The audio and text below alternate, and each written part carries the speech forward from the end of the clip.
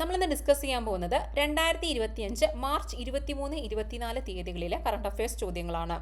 ആദ്യത്തെ ചോദ്യം, 59ാമത് ജ്ഞാനപീഠ പുരസ്കാരം ലഭിച്ചത് ആർക്കാണ്? വിനോദ് കുമാർ ശുക്ലയ്ക്കാണ് 59ാമത് ജ്ഞാനപീഠ പുരസ്കാരം ലഭിച്ചിരിക്കുന്നത്. 59ാമത് ജ്ഞാനപീഠ പുരസ്കാരം ലഭിച്ചത് ആർക്കാണ്? വിനോദ് കുമാർ ശുക്ല. ജ്ഞാനപീഠ പുരസ്കാരം ലഭിക്കുന്ന 12ാമത്തെ ഹിന്ദി സാഹിത്യകാരനാണ് വിനോദ് കുമാർ ശുക്ല. ഛത്തീസ്ഗഡിൽ നിന്ന് ജ്ഞാനപീഠ പുരസ്കാരം ലഭിക്കുന്ന ആദ്യത്തെ എഴുത്തുകാരനുമാണ് വിനോദ് കുമാർ ശുക്ല എന്ന് പറയുന്നത്. അപ്പോൾ 59ാമത്തെ ജ്ഞാനപീഠ പുരസ്കാരം ലഭിച്ച വിനോദ് കുമാർ ശുക്ല എന്ന് പറയുന്നത് ഹിന്ദി സാഹിത്യകാരനാണ്. അതുകൂടാതെ അദ്ദേഹം ഛത്തീസ്ഗഡ് സ്വദേശിയുമാണ്. ഛത്തീസ്ഗഡിൽ നിന്നും ജ്ഞാനപീഠ പുരസ്കാരം ലഭിക്കുന്ന ആദ്യത്തെ വ്യക്തിയും കൂടിയാണ് വിനോദ് കുമാർ ശുക്ല. ഇനി 11 ലക്ഷം രൂപയും സരസ്വതി ദേവിയുടെ വെങ്കല പ്രതിമയും ഉൾപ്പെടുന്നതാണ് ജ്ഞാനപീഠ പുരസ്കാരം. ഓക്കെ, അടുത്ത ചോദ്യം, 2025 ലോക കാലാവസ്ഥാ ദിനത്തിന്റെ പ്രമേയം എന്താണ്?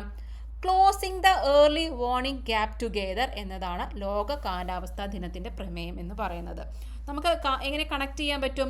കാലാവസ്ഥയ്ക്കല്ലേ നമുക്ക് എപ്പോഴും ഓരോ വാർണിംഗ് കിട്ടാറുള്ളത്. ഇപ്പം ഒരു ദിവസത്തെ കാര്യം നോക്കുകയാണെങ്കിൽ ഇന്ന് കൂടുതൽ മഴ പെയ്യും അല്ലെങ്കിൽ മഴ ഉണ്ടാവില്ല എന്നൊക്കെ നമുക്ക് എപ്പോഴും ഈ കാലാവസ്ഥ വാർണിങ്സ് ഇങ്ങനെ കിട്ടാറുണ്ടല്ലോ. യെല്ലോ അലേർട്ടാണ്, അതാണ് ഇതാണെന്നൊക്കെ പറഞ്ഞ് കിട്ടാറുണ്ടല്ലോ. ഓക്കെ, ഇപ്പം ഇവിടെ അതല്ല.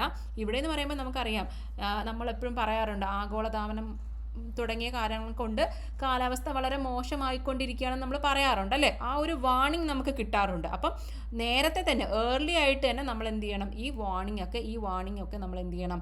ക്ലോസ് ചെയ്യണം. അതിന് വേണ്ടുന്ന കാര്യങ്ങൾ നമ്മൾ ചെയ്യണം ഒരുമിച്ച്. ഓക്കെ, അപ്പോൾ അതാണ് closing the early warning gap together എന്ന് ഉദ്ദേശിക്കുന്നത്. ഓക്കെ, ലോക കാലാവസ്ഥാ ദിനം എന്നാണ്? മാർച്ച് 23 സർപ്പ മൊബൈൽ ആപ്ലിക്കേഷൻ്റെ ബ്രാൻഡ് അംബാസഡർ ആരാണ്?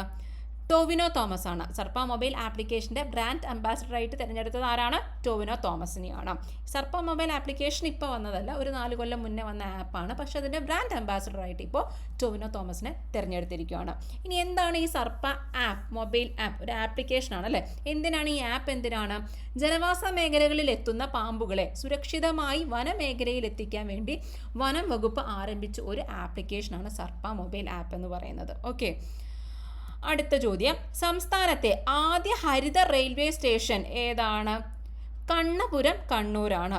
നല്ല മാച്ചിങ് ആയിട്ടുള്ളൊരു പേരാണ്, കണ്ണപുരം, കണ്ണൂർ. അപ്പോൾ കണ്ണപുരം റെയിൽവേ സ്റ്റേഷൻ, കണ്ണൂരുള്ള കണ്ണപുരം റെയിൽവേ സ്റ്റേഷനാണ് സംസ്ഥാനത്തെ ആദ്യ ഹരിത റെയിൽവേ സ്റ്റേഷൻ ആയിട്ട് തിരഞ്ഞെടുത്തിരിക്കുന്നത്. എന്തുകൊണ്ടായിരിക്കും ഈ കണ്ണപുരത്തെ ഫസ്റ്റ് ഹരിത റെയിൽവേ സ്റ്റേഷനായിട്ട് തിരഞ്ഞെടുത്തിട്ടുണ്ടാവുക? റെയിൽവേ സ്റ്റേഷൻ ശുചിത്വപൂർണ്ണമായി സൂക്ഷിക്കുന്നതിലും മാലിന്യ സംസ്കരണ സംവിധാനങ്ങൾ ഒരുക്കുന്നതിലും മാതൃകാപരമായ പ്രവർത്തനങ്ങൾ നടത്തിയതാണ് കണ്ണപുരത്തെ ഈ നേട്ടത്തിലേക്ക് നയിച്ചത്. ഓക്കെ, അടുത്ത ചോദ്യം, ബസ്സുകൾ, ചരക്ക് വാഹനങ്ങൾ എന്നിവയുടെ സുരക്ഷ വർദ്ധിപ്പിക്കുന്നതിൻ്റെ ഭാഗമായി കേന്ദ്ര സർക്കാർ നടപ്പാക്കാൻ തയ്യാറെടുക്കുന്ന സംവിധാനത്തിൻ്റെ പേര് എന്താണ്?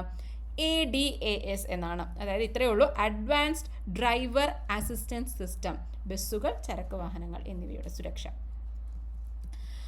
അടുത്തത്, 2025 ക്ഷയരോഗ ദിനത്തിന്റെ പ്രമേയം എന്താണ്?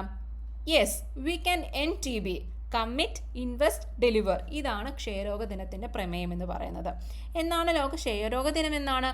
മാർച്ച് 24. ഓക്കെ, മഹാശിലാ നിർമ്മിതികൾ കണ്ടെത്തിയ കേരളത്തിലെ സ്ഥലം ഏതാണ്? മലമ്പുഴയാണ് കേട്ടോ, മലമ്പുഴ. വിഖ്യാത സാഹിത്യകാരൻ വൈക്കം മുഹമ്മദ് ബഷീറിന്റെ സ്മരണയ്ക്കായി ബേപ്പൂരിൽ ഉയരുന്ന സ്മാരകം ഏതാണ്?